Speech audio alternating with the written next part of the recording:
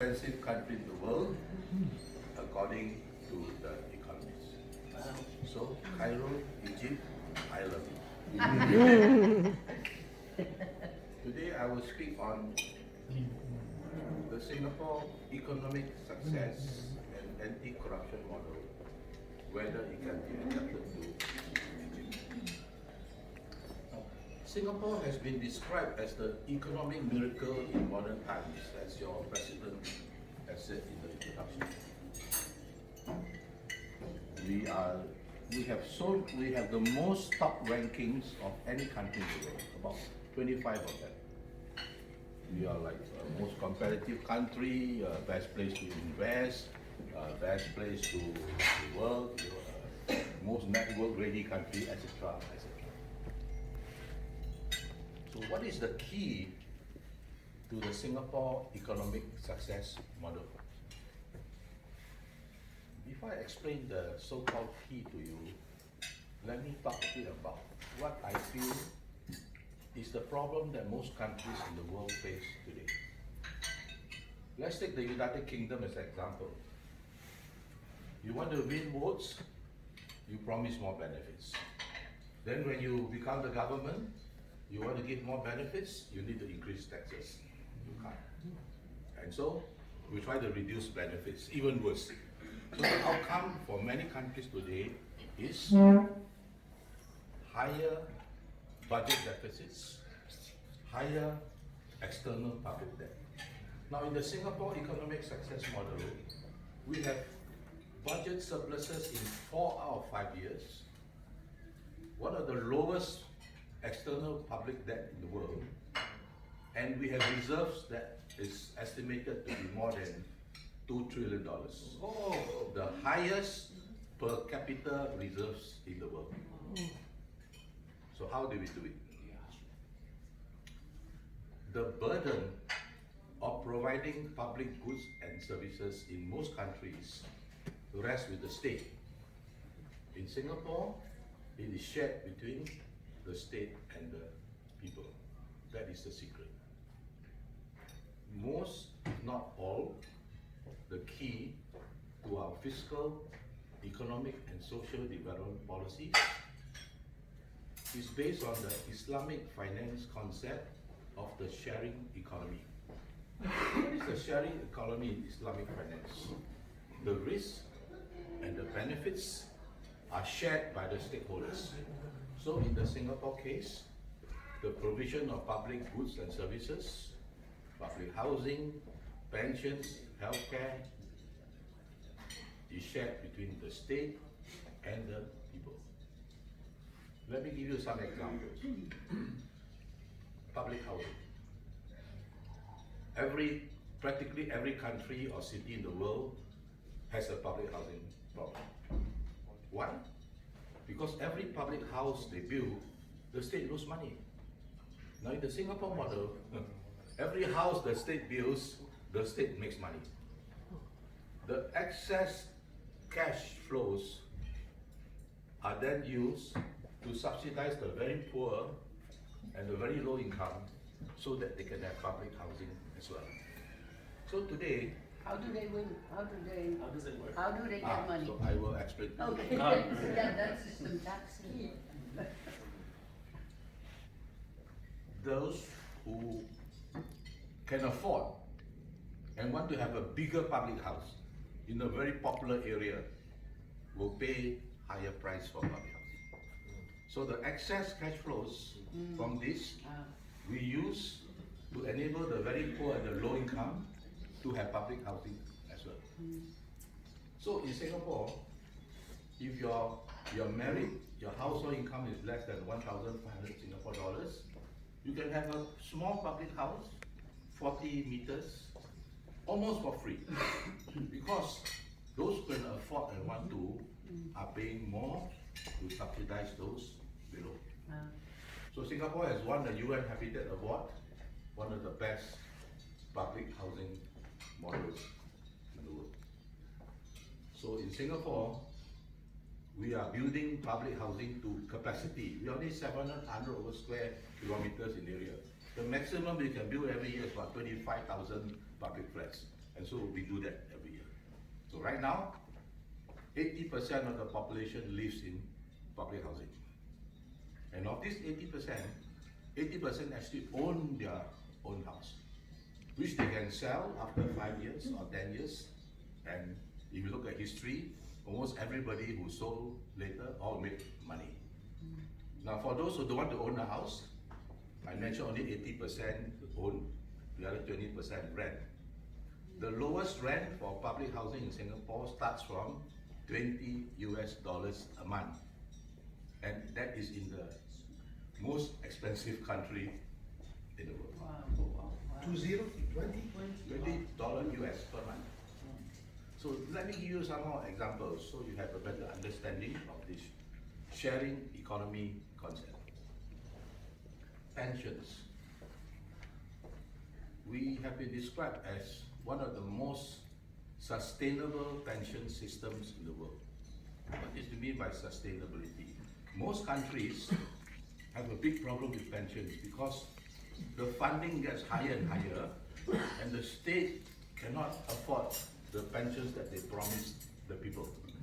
So in the Singapore pension system, it's what we call a defined contribution rather than a defined benefit system. In other words, everyone have their own pension account.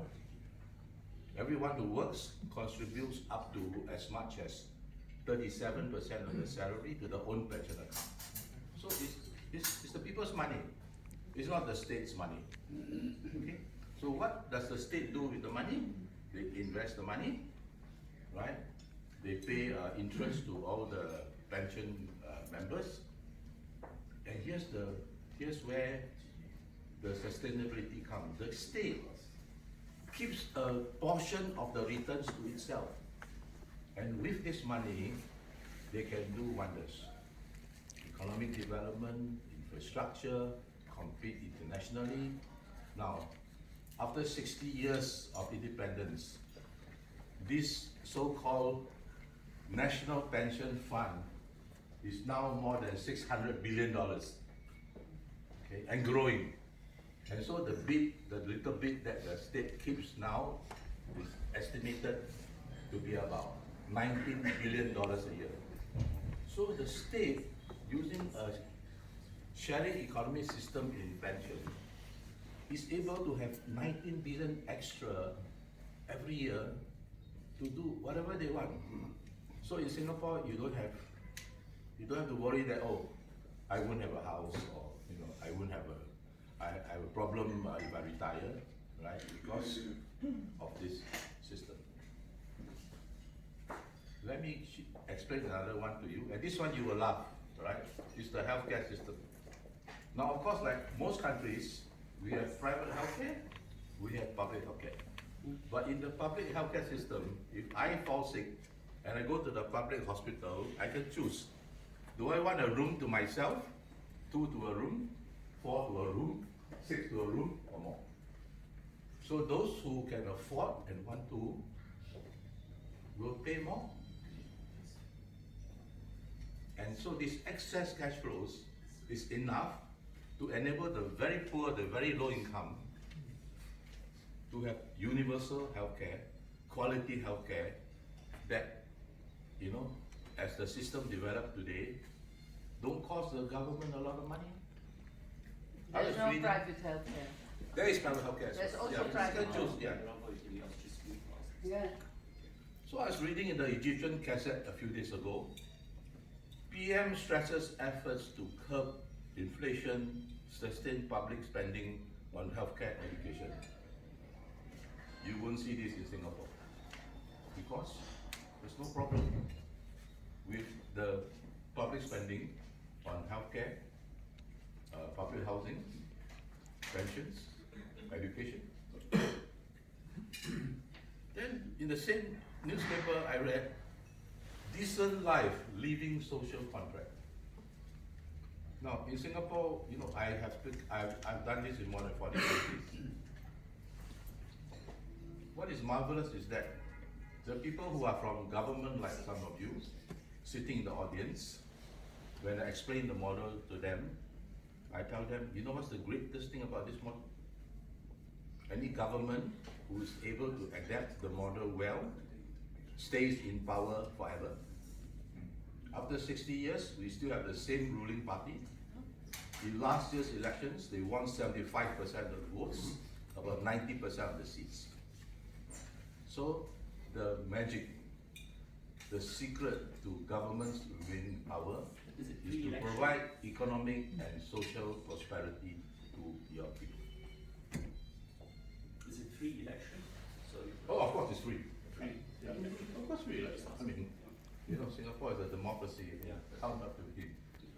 Okay, now I shall move on to a slightly different area. As many of you have asked me to talk about corruption. Now, the Singapore model can be adapted, but you must be able to slowly eradicate corruption, because corruption hinders any economic success model, even the Singapore model. So I'm going to explain to you the Singapore anti-corruption model. 3 points. Number 1, very easy to get caught. We had a telephone that anyone can call. I think this person is corrupt, because when I came into the room, he had a big stack of cash in his hands. Right? You're the treasurer or something. Very corrupt. So, the first point, very easy to get caught. Now, of course, if someone calls and maliciously accused you of corruption, that person will get into trouble as well. So the propaganda for corruption was tremendous. When I was little, when I watched the television, report corruption, report corruption. There was even the rumor of a son who reported the father for corruption. The father was jailed for many years. Wow. Point number 2. The penalty must be very severe. Our first cabinet minister who was found corrupt, he was asked to hang himself, the rumor, and he did. He did hang himself? And so we constantly remind people that the penalty is very severe. Last year, a cabinet minister was sentenced to 12 months jail. Do you know what was the corruption? $100 wines from his friends. Wow. Football tickets from his friends. Theater tickets from his friends. What we call peanuts in Singapore, very small amount. Yes. The biggest corruption that he was found guilty of, he took a seat in the private jet of his friend who brought the F1 Grand Prix to Singapore to fly to Dubai to watch the F1 with his friend. And that was the biggest item. So we constantly remind people that the penalty is very severe. If I give you $100, or you give me $100, and we receive it, both of us now will go to jail for 3 to 6 months. Wow. The third point Wow. is the one that takes a bit of work in order to make it work. Because in most countries that I speak, and also in Singapore when we became independent, civil servants cannot survive without corruption. Exactly. So unless you can clear this problem, the corruption will never go away. So what do? We ask civil servants, we do surveys. What are your financial concerns in life? The civil servants say, healthcare, I'm worried if my family falls sick, what happens? Free healthcare for all civil servants. What else? Education, I'm worried my children cannot afford to, Okay, not free, but low cost education for all of the children in the country, not just civil servants. We have a very unique education system. The education system is very low, very cheap, until they go to university. Because once they go to university, almost every student takes a student loan for his tuition. And after he graduates, after 6 months, he starts work. He's given 10 years to pay off the tuition loan. And so you find that, how come, the sharing economy works wonders? Because the people are able to accept that they share the risk and the benefits with the state. So, I go on, healthcare, education. What else do civil servants want? Oh, I want a roof over my head. Okay. We give you low cost public housing, like I explained to you, not just to civil servants, but everybody else. What else? Oh, pension. Okay, no problem. We'll give you a pension for civil servants. You must be wondering, if you give all these things, not just to civil servants, but to the whole population, it must cost the government a lot of money, right? The answer is no. Because as the system developed, the state spent very little money. Why? I was a civil servant before. All the civil servants were given the option to convert to the pension scheme and the healthcare scheme of the ordinary people. And most of us converted. You know why? I have to work all the way to 55 to get my pension and my free healthcare. If halfway I stop for some reason, I get nothing. So most of us converted. So today, right, if you add up all the years, it costs the government very little money to solve the problem of corruption of civil servants. I don't understand this. I don't know. What do you mean you converted as a civil servant? Okay, or? so as a civil servant, I get free healthcare, I get free pension when I reach 55. Okay, but I must work all the way to 55. If halfway I drop out or something, I get nothing.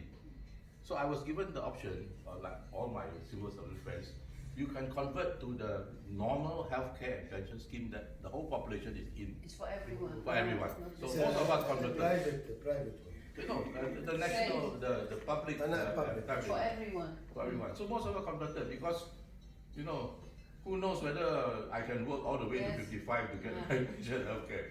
I myself convert to the one that, everybody is in. Okay, yeah. Okay. So on that note, I would be happy to receive any questions or remarks. Thank you very much. There is no private sector for housing? There is.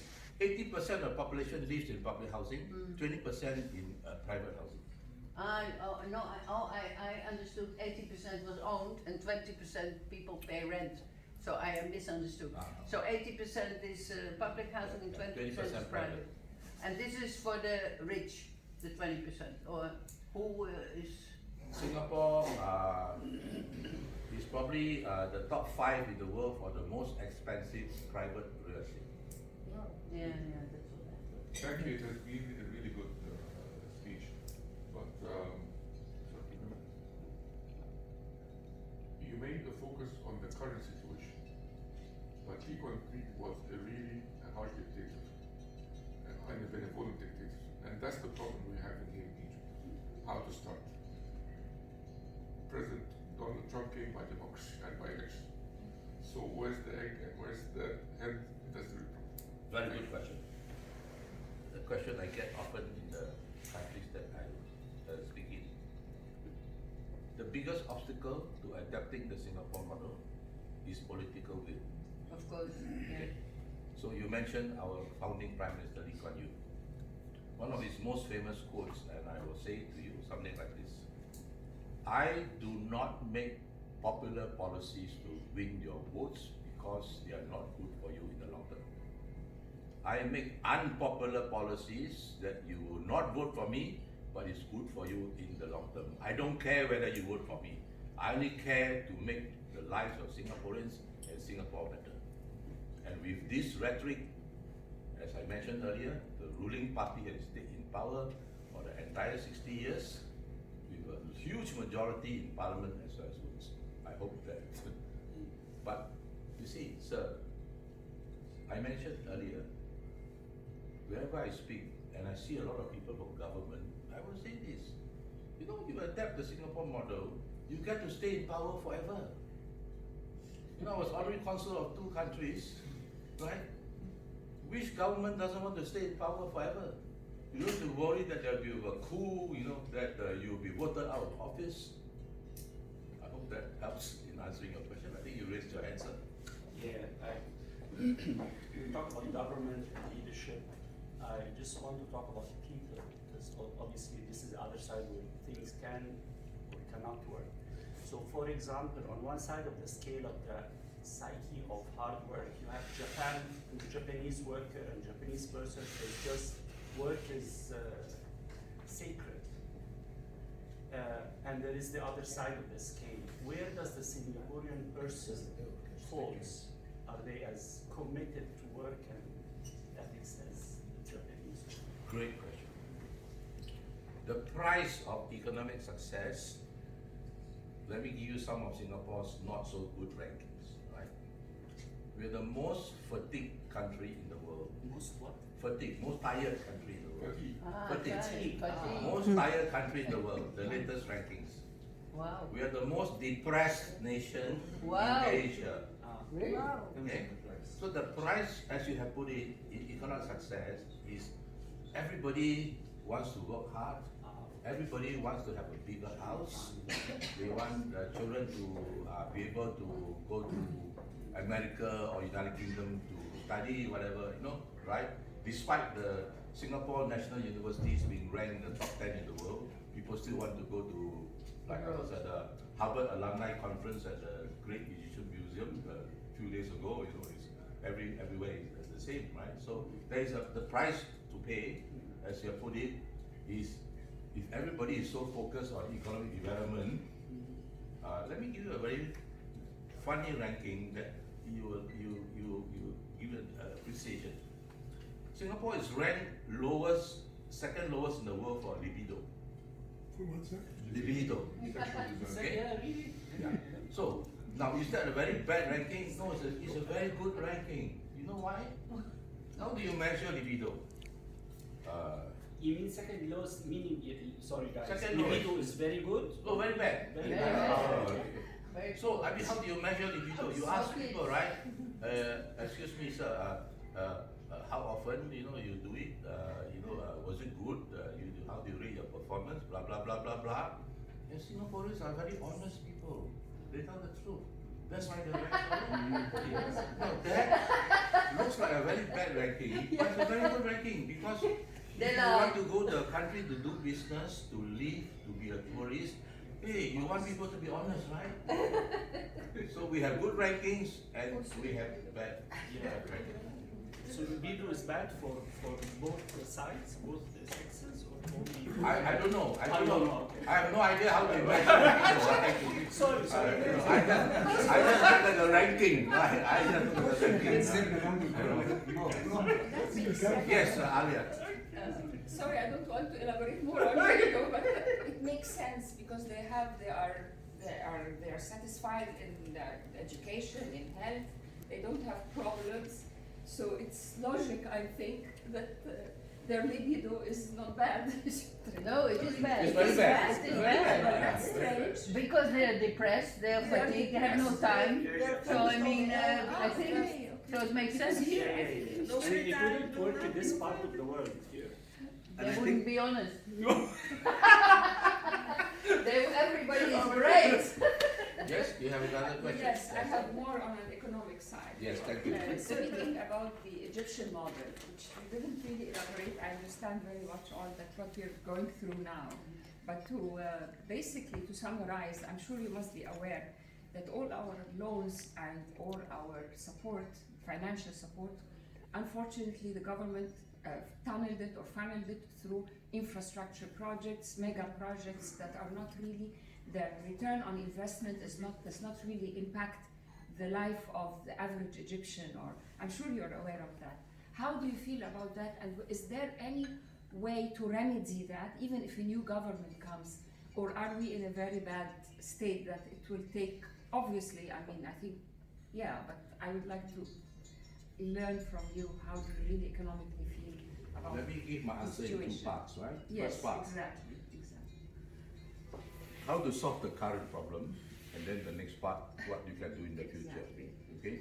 If you look at the Singapore model, you find that from a cash flow perspective, the state spends very little money on public housing, healthcare, pension. Now, in particular for pension as well as other sources of revenue, we have budget surpluses in 4 out of 5 years. One of the lowest external public debt in the world. And more than 2 trillion estimated in the reserves.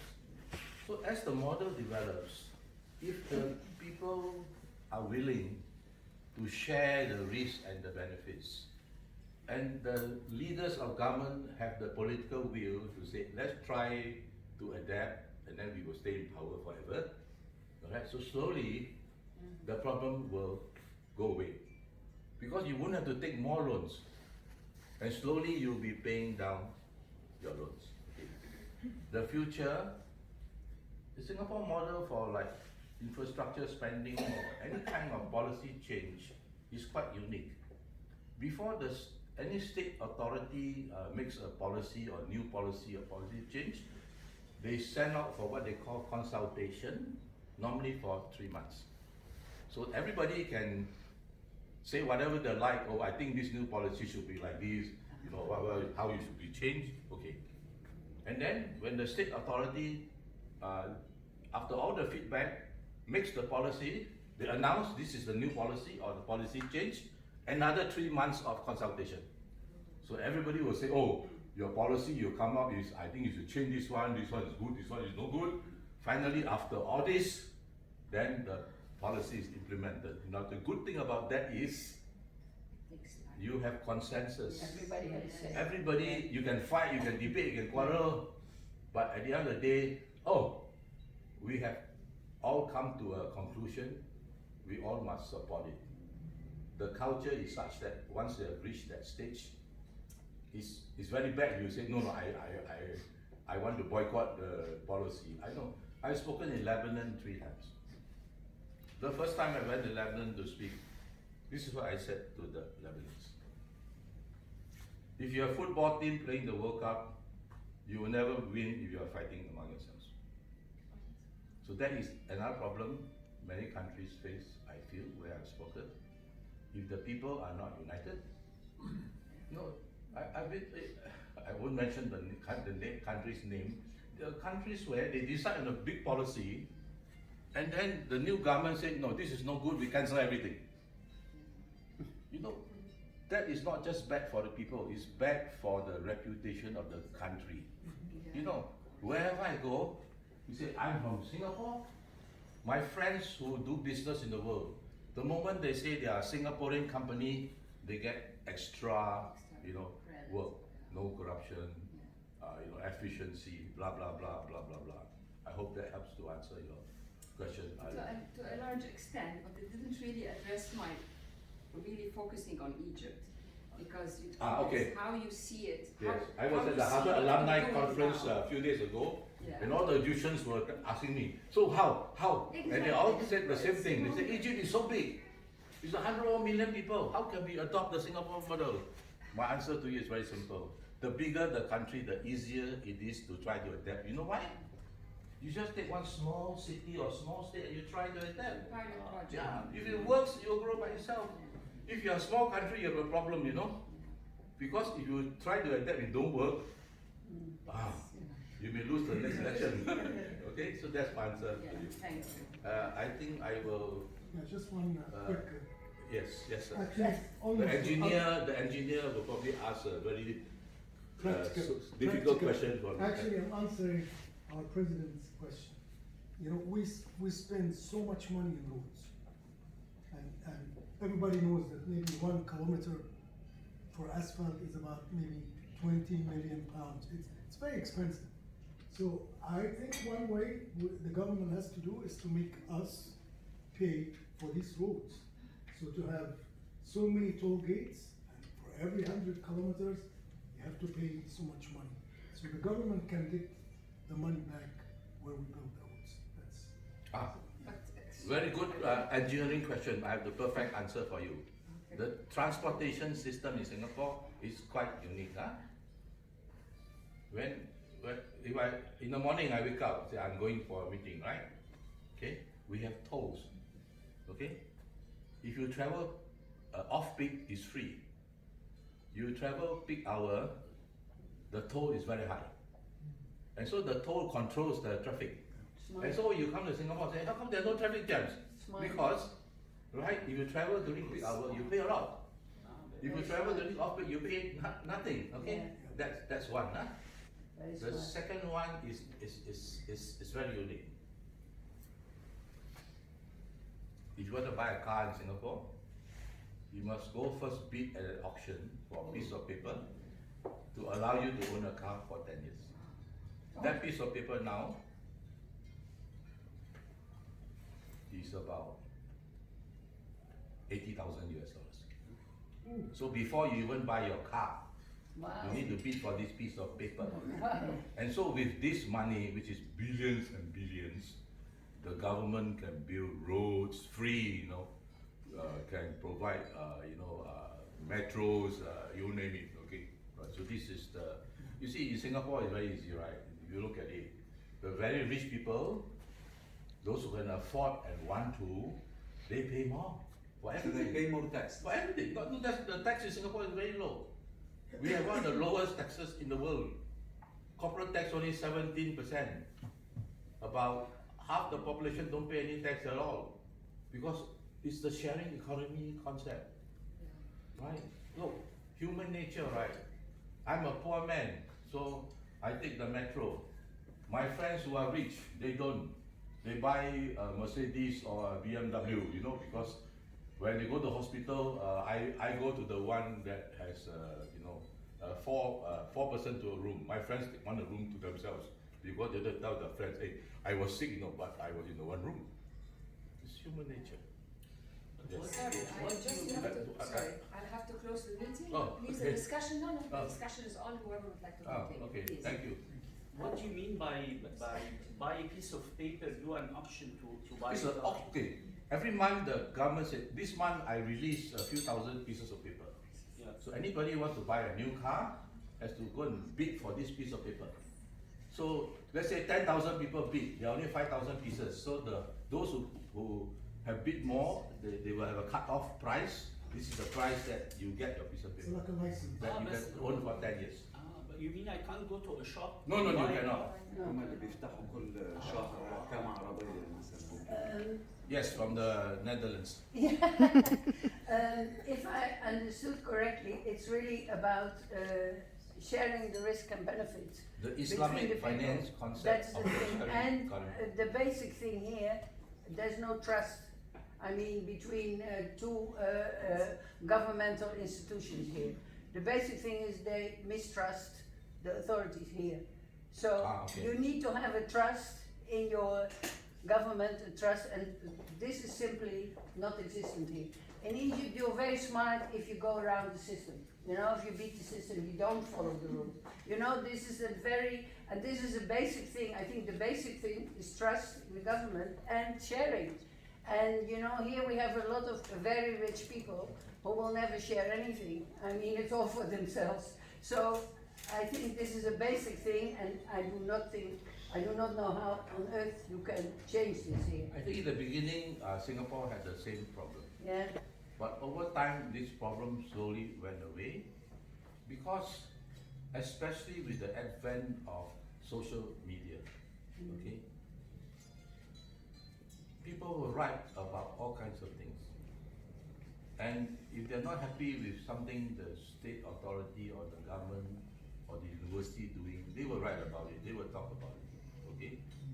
And with social media, everybody is talking. And so the state and the state authorities of the public institution, as well as the private companies, they have to respond.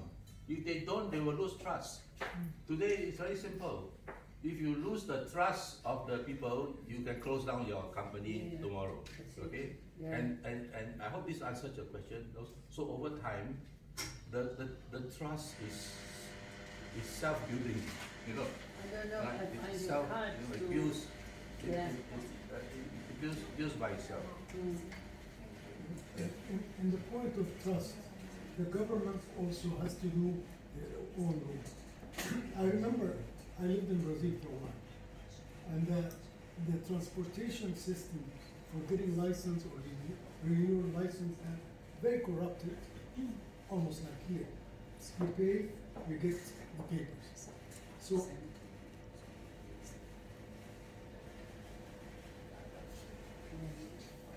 So over a morning, what the government did. So let's say the place where we get your papers, let's say there are 5,000 employees, okay? In one morning, they fire all of them, except maybe 10 experienced people. And they put university graduate people in this to do the job. And these 10 experienced people just make sure that these kids, they know what to do. So you enter the place with fresh people, they know nothing about corruption, nothing. So, and it worked. At the end it worked. And people gained the trust of this particular system. So there are different ways of, different models. Yeah, but I think in Singapore that wouldn't work because, you know, we No, no, don't here like in to, Egypt, we always say everything must do gradual change, you know, cannot, you know, overnight. Yes, Sorry to interrupt you, but I need to leave. Oh, Thank you so much for coming. Please feel free to continue the discussions. yes. I have an important business appointment, and I'm sorry. Okay. Very happy to meet you, and we hope to see you again. Your president is abandoning me to. No, I mean, Okay, no, it's no. duty calls, Yeah, this yeah, is yeah, democracy. yeah, yeah. This is Thank you, yeah, democracy. thank you, Thank you. thank you. Thank you. Thank you so much, it was a great speech, thank you. Thank you. So I may get back to your question.